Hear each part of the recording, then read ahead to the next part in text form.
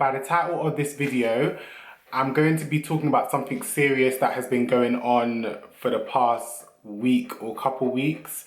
The reason why I've chosen to talk about this on my YouTube channel is because I just want to be a voice. I just want to give some people that might not know what's going on some information, and I also want people that may have platforms to not feel like they have to shy away from like serious topics. I want to normalize talking about serious topics. It's not everyday drama, passa passa. It was brought to my attention that a group named SARS, which is called Special Anti-Robbery Squad, that is basically a organization that is migrated within the police in Nigeria, and they are basically, from what is described from the citizens of Nigeria, especially the younger citizens around my age, are basically being harassed. I've seen so many clips of kids, because we're kids at the end of the day. I've seen so many kids of young men and young women describe how they could just be on their way in their car, going to work or just going to do something, and they're being stopped and harassed. Like, one woman was asked why she was wearing an army hat. She's misleading people by wearing a camouflage hat. Another guy was also questioned why he had an iPhone, why he was dressed so nice, like where could he have possibly got all those nice clothes from, like, and it's just like, what? How are you being discriminated for having nice things? Why is it not possible that these young individuals can have nice things? It's also led to the extent of people have been thrown out of their cars. I've watched clips where people are recording from their house and officers are like aimlessly shooting, wildly shooting so that people can be scared. People are also shooting and bullets are flying through people's roofs and all those type of things. And I'm actually just like, what is actually going on? I don't understand how a government can allow all these things to be happening. There's more serious stuff that needs to go on.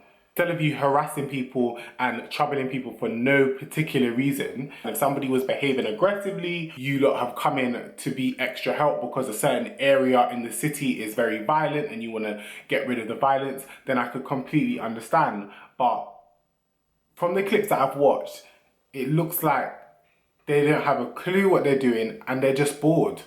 Or there's some strategy that has been put in place behind the scenes to put fear into the citizens of Nigeria. I have no clue. Just yesterday, I have been watching the massacres, because that's what I'm going to call it. I've been watching the massacres of everything take place. Like, simple human rights is what people are fighting for, and you can't give it to them. Why?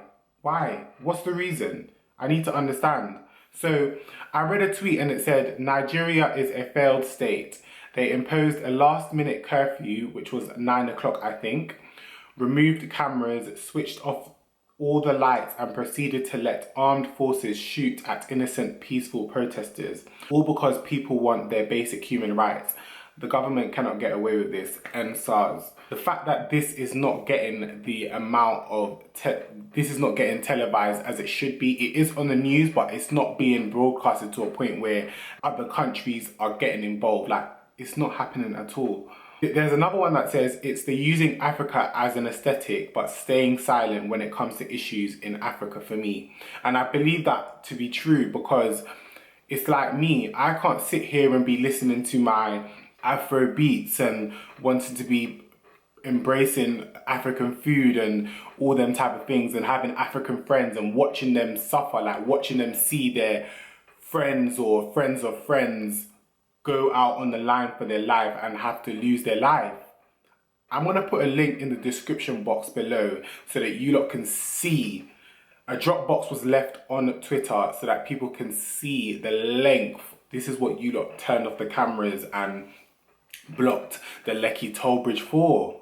A couple days ago, Tiwa Savage had called out Beyonce for her lack of voice, basically. And obviously, I personally feel like if you have a voice, you should speak about it. So when Tiwa Savage called out Beyonce, her publicist responded by saying, "Not all activists live on social media. Not all doers look for validation nor your approval. Not all work is for a photo op. Make it normal to stop judging people's actions based on a post. Posts don't make you an activist. Actions make you an activist. Whether in the background or out in the streets, we all choose a different path to get it done. Blessed are those who do not see, yet they believe. Actions speak louder than posts. Stop judging."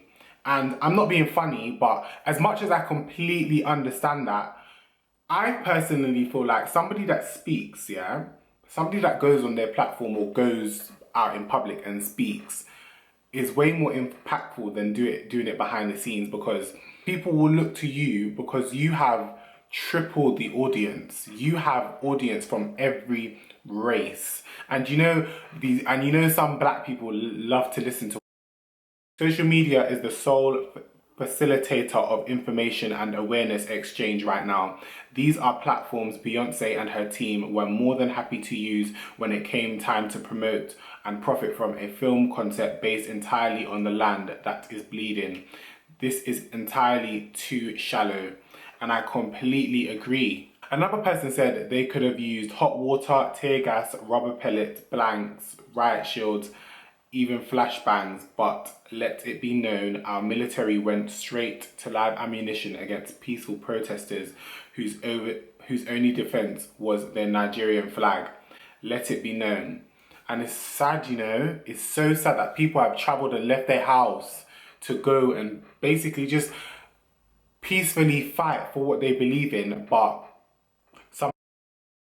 people are saying Buhari resign now. There's no way that you could be allowing stuff like this to be going on. Are you not the one that is telling these army forces to do what they're doing? Like, it's actually crazy that this has not stopped. I was also watching DJ Twitch's Instagram live, and to watch everything live and direct was just shocking.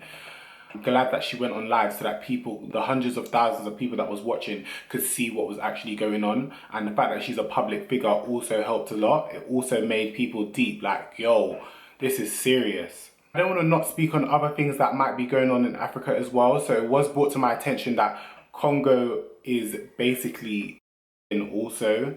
There have been many in Congo where people are like, there's photos of people just laying out on the floor.